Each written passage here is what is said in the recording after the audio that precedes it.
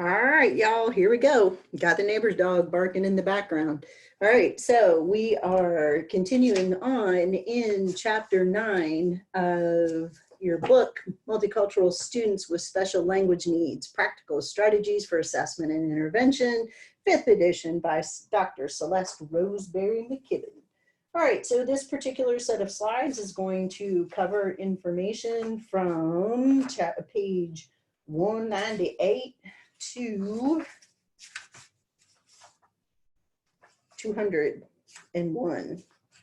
Yippee! All right, y'all, let's do this. Okay, so as I am sure you have complete free recall of, the way our book progresses is that we start out with a little geography lesson and general information, and then we talk about family life, and then we talk about education and literacy, and then we talk about cultural customs, courtesies, and beliefs, healthcare and disabling conditions, communication styles, and then any kind of language consideration, speech language considerations, and then we bring the whole party home with implications for professionals, which is what this particular group of slides covers.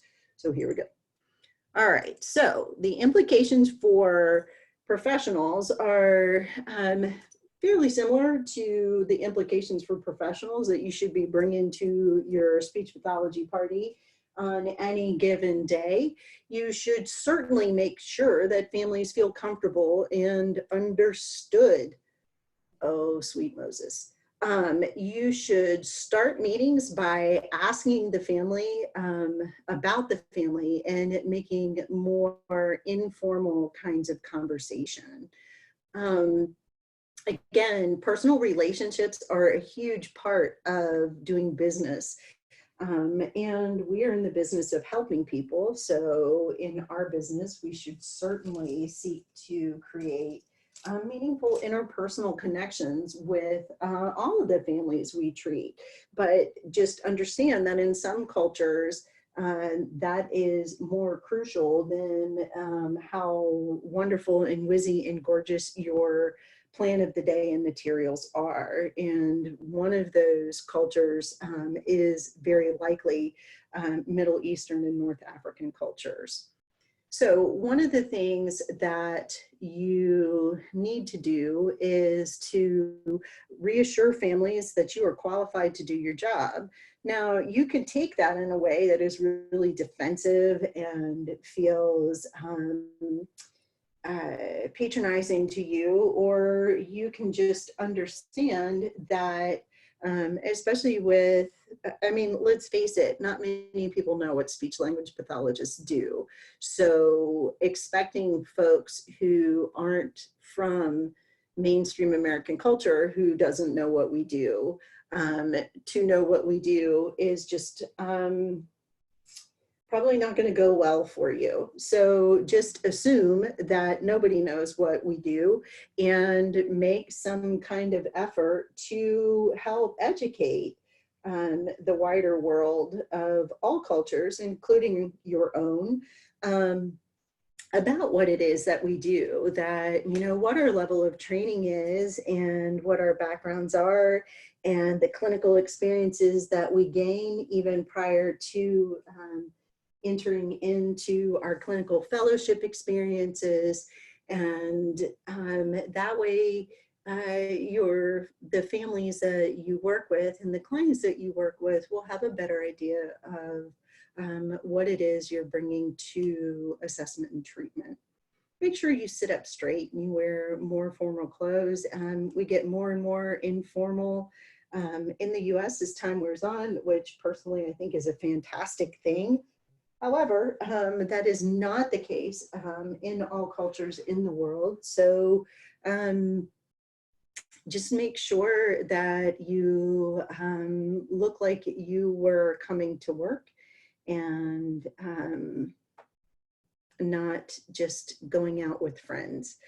One of the reasons I am not recording with video tonight is because I currently am not operating under that dress code.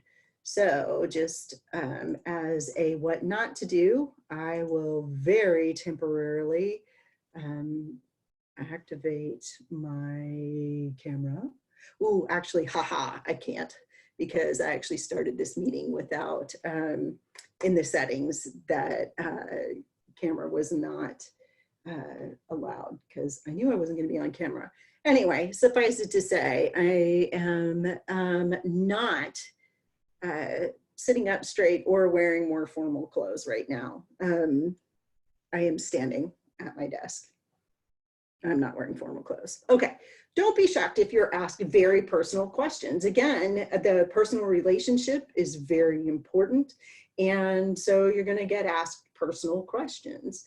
Families may communicate emotionally. There is some perception among Americans that Arab folks are too emotional, and there is perception that we are too closed off. So folks may communicate very emotionally, it may be very loud. So just be ready for that. The other thing to be ready for is that some folks are often uncomfortable with conversations that focus directly on death, illness, or disasters. And let's face it, as a speech language pathologist, you may be in a position to ask questions or share information about any number of those things. All right, so next we're moving to potential barriers to communications. The fact that you're not Arab may be a potentially lead to a barrier in communication. Also, if the general US perception is that Arab folks are terrorists, Arab folks are not, whoops, sorry about that. Arab folks have seen US media and realize that the possibility of being perceived as a terrorist is there and may not want to talk to you. So just know that. The US healthcare system, I don't know how many of you can tell me exactly what your out-of-pocket expenses are for, let's say, a trip to the emergency room. Are you responsible for 20% or 80% of that bill? What is your copay if you see a specialist versus a non-specialist? If you're getting routine care, do you have to pay a copay? If you can answer all of these questions with alacrity and clarity and accuracy, then you are operating at a higher level of knowledge about the US healthcare system than most of us. So let's just say that the US healthcare system is ridiculously complicated and not the easiest to navigate, even if you are, like me, a born and raised US citizen in the US healthcare system, working within the US healthcare system as a healthcare provider. So the fact that folks who are trying to seek services, who may have, who are coming to you after having lived in a healthcare system outside the US, why it would be a barrier is incredibly easy to understand as far as I'm concerned. Make sure that because the US healthcare system is difficult to navigate on the best of days, make sure that families know what the purpose of each provider working with them is, like what the different roles are, and make sure you're very clear about what your role in the family members' care is. All right. Gender roles are very important. Like I mentioned in the last set of slides, sometimes that in order to get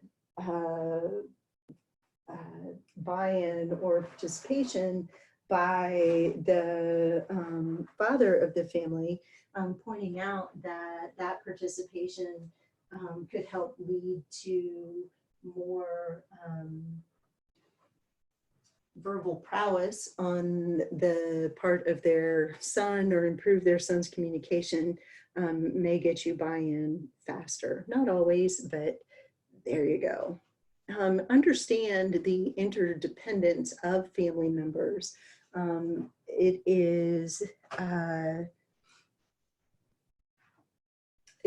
much more of an inclusive and multi-generational structure than we see in mainstream US families. Non-committal, remember that there is no no, so a non-committal answer, a not yes, does not mean that the family is agreeing to whatever it is. And be really careful about American bluntness. Again, we talked about in the last set of slides, or actually on the last slide, that folks may be uncomfortable with conversations that focus directly on death, illness, or disasters, or even more globally on disability. So your bluntness, because this is your 450th time in this month delivering this type of news, will not be well received, and may be the difference between whether someone receives services or does not receive services. So this is where your empathy and kindness, and really trying to check your own cultural biases before going into meetings, is going to be really, really crucial. And it really, so a lot of families in many non-American cultures, people actually believe that professionals are capable of doing their jobs without having to be micromanaged by the other adults participating in care.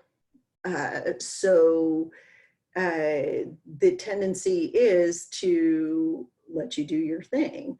Well, if you're, especially, I would say if you're working in any kind of intervention, it seems like in early intervention, we get this concept a little bit more clearly, and we understand the roles of families in really being the agents of change when we're talking about treatment and treatment success. I would posit that this is the case pretty much universally, with really few exceptions. Remember though that, like, for school-age children, or for people who are permanent residents in nursing facilities, family may not mean the folks who are genetically related to your patient or client, but it could be the nursing staff, or the teachers, or the peers, or whomever else that really has the bulk of interaction with the person you're trying to treat. So make sure that you recruit and really make obvious what the need of the, how important the role of the family is in treatment outcome and intervention. All right, so you may need to repeat and emphasize, because remember, in many Middle Eastern, North African cultures, loud and proud and is a way to emphasize that you are correct. So if you're not comfortable with saying it really loud, then you're going to need to make sure that you say it more than once, and that you say it with conviction, to be sure that the key points of your message are being taken seriously. So don't just, throw in your child needs intervention now, along with and you should read books daily. Yes, you should read books daily, but which one are you really feeling is the take-home message? Make sure that you are repetitive with whatever that might be. One other thing to remember is that in Arab folks who are more devoutly religious, it may be in your best interest to try to recruit religious leaders in the community to help deliver this kind of the messaging that you're hoping to deliver. So also understand that talking about genetics and environment and the rest of it may not be as causes or potential interactions with the disability as an etiology of the disability may not go over so well, or may not really be part of the explanation. So one of the things that I would encourage you to do, regardless of the cultural background of the families and clients that you're seeing, is to ask, you know, what do you know about this kind of disorder, so that you can understand what their perspective is on the particular disability. All right, so use the country of origin. If you know where the person is from, then let's say, remember that 34% of Arab folks in the US are of Lebanese descent. You're going to want to say Lebanese American, or Pakistani American, or Saudi Arabian American, because there is so much diversity across all of these countries in terms of, you know, their cultural mores. And I know that's a ridiculous thing for me to say, having just completely generalized and stereotyped the hell out of Middle Eastern and North African nations. And again, I apologize for that. It comes back to the fact that unfortunately in this class, we don't have an opportunity to get into the depth and nuance of different cultures across this particular geographic region of the world. My goal and my hope for you is that as you encounter folks who identify in these cultural customs, that you take the opportunity to learn as much as you can from the family and about the family that you're working with, again, regardless of what that culture might be.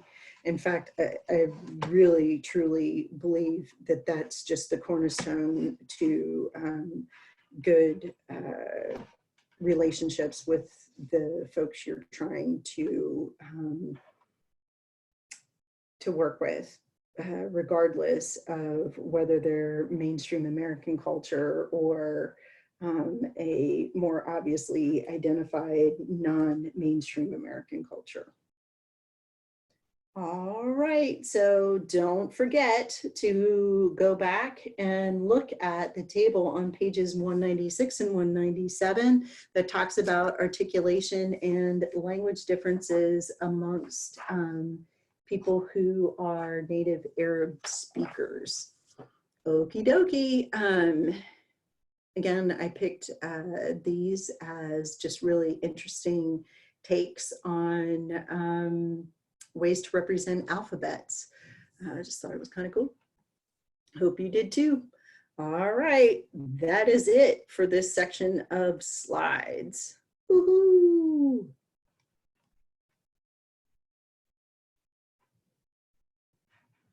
Whee!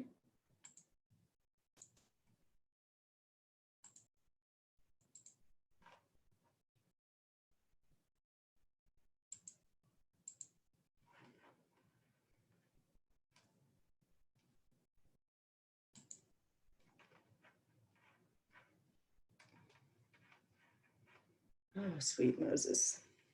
Here we go.